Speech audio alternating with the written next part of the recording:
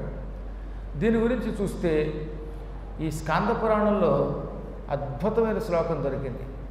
విశాలాక్షి మాత వెంటనే ప్రసన్నురాలు కావాలంటే మల్లె పువ్వుల దండని సమర్పించవలను అని ఉంది అక్కడ.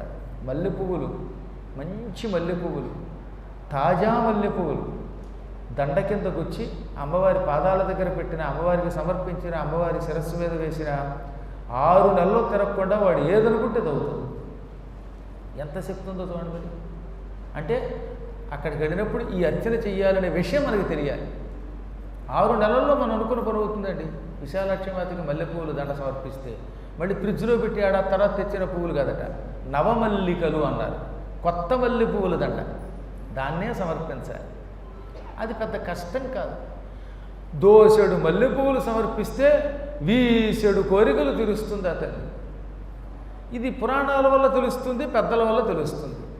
ఇలా ఏ క్షేత్రములో ఎవరిని ఎలా అర్చించాలి, ఏ పువ్వులతో అర్చించాలి, ఎలా అభిషేకించాలి, ఏవి సమర్పించాలో తెలుసుకోవాలి.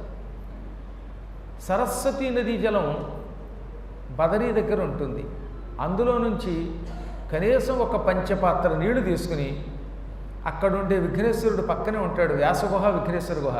ఆ విఘ్నేశ్వరుడి పాదాల దగ్గర ఒక చుక్క పోస్తే 6 నెలలు తిరగకుండా మీ పిల్లలకి జ్ఞానం వస్తుంది. పిల్లలకి జ్ఞానం కలగడానికి పూర్వం పని చేసేవారు. తెలివితేటలు పెరిగేవి, దానివల్ల మంచి వాక్శుద్ధి వచ్చేది. కొంతమంది పిల్లలకి ఏ పూర్వజన్మ పాపం వల్ల ఆలస్యంగా మాటలు వస్తాయి, ఆలస్యంగా వాళ్ళు చదువుకోగలుగుతారు.